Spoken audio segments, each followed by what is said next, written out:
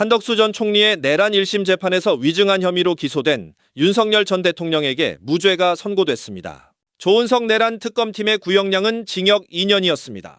윤 전 대통령은 지난해 11월 한 전 총리의 재판에 증인으로 나와 비상계엄 당일 한 전 총리 건의 이전부터 국무회의를 계획한 것처럼 허위 증언한 혐의를 받습니다. 특검은 재판에서 윤 전 대통령에게 한 전 총리가 합법적 외관을 갖추기 위해 국무회의를 소집하자고 건의했는지 물었습니다.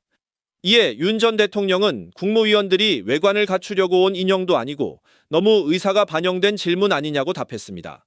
특검은 해당 발언이 처음부터 국무회의를 열려고 했다는 의미로 거짓 증언을 한 것이라며 윤 전 대통령을 추가로 기소했습니다. 특검팀은 전 국민이 지켜보는 재판에서 적극적으로 거짓 진술을 해 죄질이 무겁다면서 징역 2년을 구형했습니다.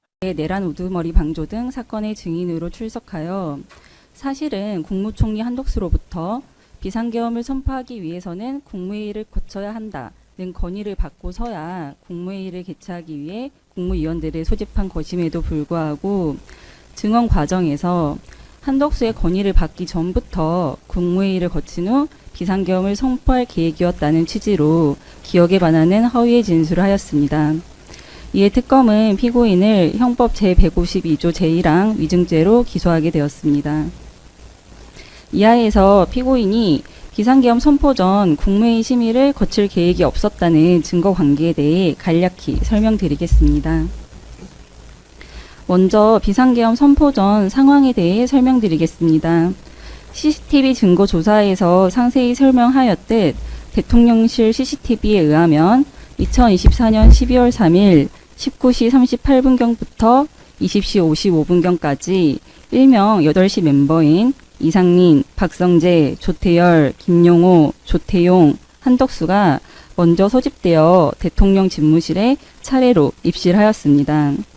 이때 피고인은 8시 멤버들에게 비상계엄 선포 계획에 대해 알렸는데 국무회의 심의에 대해서는 전혀 언급하지 아니하였습니다.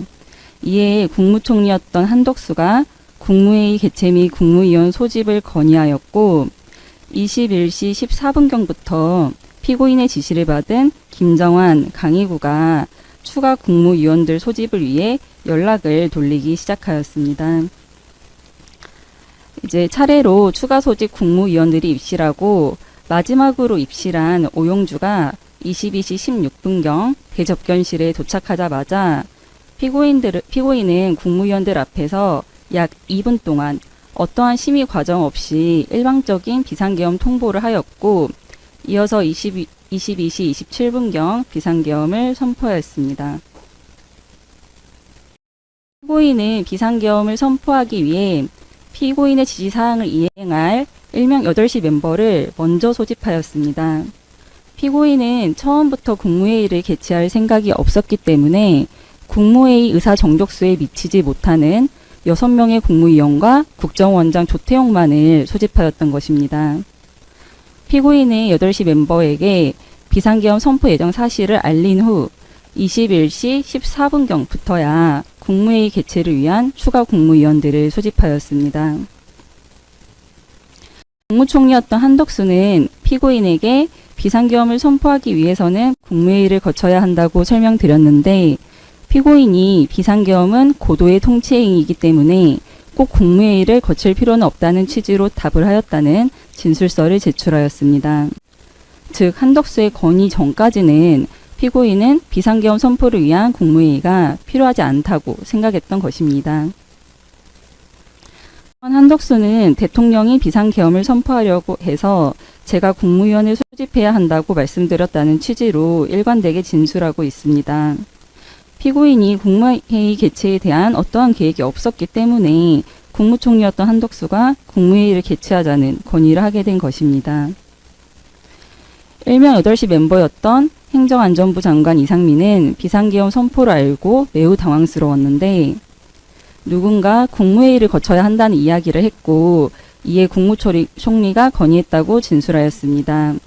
이 역시 피고인이 8시 멤버를 소집하여 비상계엄 선포 계획을 알릴 당시에는 국무회의를 개최할 의사를 전혀 보이지 않았다는 것을 뒷받침합니다. 전 외교부 장관 조태열은 한덕수가 대통령에게 국무위원들을 더 불러서 얘기를 들어봐야 된다고 설득했다라는 발언을 하였다고 진술하였고, 수행실장이었던 김정환은 국무총리 한덕수가 피고인에게 요건을 갖추셔야 합니다 라는 등의 말을 하는 것을 목격하였다고 진술하였던 바, 이 역시 한덕수가 피고인에게 국무회의를 건의했다는 사실을 뒷받침합니다. 피고인은 비상계엄 선포문에 나와 있듯이 2024년 12월 3일 22시자로 비상계엄을 선포하고자 하였는데 21시 14분경부터야 국무회의 의사 정족수 충족을 위한 추가 국무위원 소집을 진행하였습니다. 비상계엄 선포가 예정된 22시 전까지 국무위원들을 모두 소집하고 국무회의를 개최하고 비상계엄 선포안을 심의한다는 것은 물리적으로 불가능하였습니다. 추가 소집된 국무위원인 기획재정부 장관 최상목은 21시 33분 대통령으로부터 전화가 왔지만 받지 못하였고 21시 37분경 강희구 부속실장으로부터 대통령실로 오라는 연락을 받았다라고 진술하였고, 송미령 역시 21시 30분경 강희구 부속실장으로부터 찾으십니다. 지금 들어오셔야 되겠습니다. 라는 말만 들었다고 진술하고, 조규용도 21시 14분경 강희구로부터 대통령께서 급히 찾으시니까 용산 대통령실로 와달라는 연락을 받았다고 진술하고, 오영주도 21시 14분경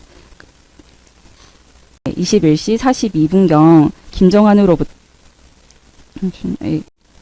다시 하겠습니다. 중소벤처기업부 장관이었던 오영주도 21시 14분경 대통령께서 찾으시니 빨리 들어오시라 라는 말을 들었다고 진술하였습니다. 이렇듯 피고인은 국무위원들에게 추가 소집 연락을 하면서 그 어떤 국무위원에게도 비상계엄 선포나 국무회의 개최를 하려고 한다는 목적을 전혀 설명하지 않은 채 무작정 대통령실로 오라고만 하였습니다. 비상계엄 선포라는 중대한 국법상 행위를 함에 있어 국무위원회 소집조차 미리 준비하지 않은 채 비상계엄 선포 시각 직전까지 추가 소집을 진행하였다는 것은 피고인이 애초에 국무회의 개최를 준비하지 않았다는 사실을 입증합니다. 국토교통부 장관이었던 박상우의 경우 21시 18분경 김정환으로부터 빨리 들어오셔야 되겠습니다 라는 말을 듣고 대통령실로 갔지만 이때는 피고인이 비상계엄을 선포하러 대접견실로 떠난 이후였고, 안덕근의 경우 21시 54분경 강희구로부터 빨리 좀 왔으면 좋겠다라는 연락을 받고 대통령실로 이동하던 중 회의가 종료되었습니다. 귀가하시기 바랍니다. 라는 문자를 받고 다시 돌아가게 되었습니다. 피고인은 국무회의 심의에 대한 계획이 없었다가 한덕수의 건의에 따라 국무회의의 의사 정족수만 충족할 생각이었기 때문에 이렇게 추가 소집한 국무위원들의 참석 여부조차 확인하지 않은 채 비상계엄을 선포하였던 것입니다. 피고인은 비상계엄 선포 심의를 위해 처음부터 국무회의를 개최하려 하였다고 주장하고 있습니다. 하지만 피고인은 비상계엄 선포 전 김용현 장관을 통해 비상계엄 선포문을 비롯하여 대통령 담화문, 계엄사령부 포고령, 특별지시 문건 등 여러 문건들을 준비하였습니다. 하지만 정작 헌법상 계엄 선포의 필수 요건인 국무회의 심의 및 국무위원회 부서에 필요한 서류는 전혀 준비하지 아니하였습니다. 오히려 피고인은 한덕수, 김용현 등과 공모하여 국무총리와 국방부 장관의 부서 하에 비상계엄을 선포하였다는 2024년 12월 3일자 비상계엄 선포문을 사후에 허위로 작성하였습니다. 피고인은 국무회의 개최 계획이 전혀 없었기 때문에 국무회의나 부서에 관련한 문서도 전혀 준비하지 않았던 것입니다. 그리고 사후에 이러한 절차 위반이 문제되자 비상계엄 선포문을 허위로 작성하였던 것입니다. 따라서 피고인의 국무총리 한덕수의 건의 전부터 비상계엄 선포를 위해 국무회의 심의를 거치려고 하였다라는 취지의 증언은 기억에 반하는 허위의 진술임이 명백하다고 할 것입니다.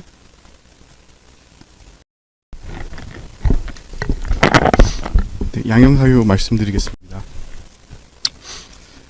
위증죄는 사법기관의 실체적 진실 발견을 어렵게 하고 나아가 국가의 사법기능 전체를 해하는 중대한 범죄입니다. 20년이 넘도록 검사로 근무하였던 피고인은 누구보다 위증죄의 엄중함을 너무나도 잘 알고 있을 것입니다. 나아가 피고인은 대통령으로서 헌법과 법률을 수호하고 국민의 생명과 신체를 보호해야 하는 책무를 저버린 채 절차를 지키지 않고 이 사건 비상계엄을 선포하여 국가적 혼란을 야기하고 대한민국의 대외 신인도에 악영향을 미쳤습니다. 그럼에도 피고인은 자신과 공범의 죄책을 축소하기 위해 비상계엄의 진실을 알고자 재판을 지켜보는 국민적 기대를 저버리고 적극적으로 거짓 진술을 하고 허위로 증언을 하였던 바 죄책이 매우 무겁다고 할 것입니다. 현재도 피고인은 범행을 반성하는 대신 진실을 은폐하기 위해 거짓 주장을 반복하고 있습니다. 이러한 피고인의 죄책과 죄질에 맞게 엄중한 형이 선고될 필요가 있다고 할 것입니다. 이와 같은 점을 종합해서 피고인에게 징역 2년을 선고해 주시기 바랍니다. 예.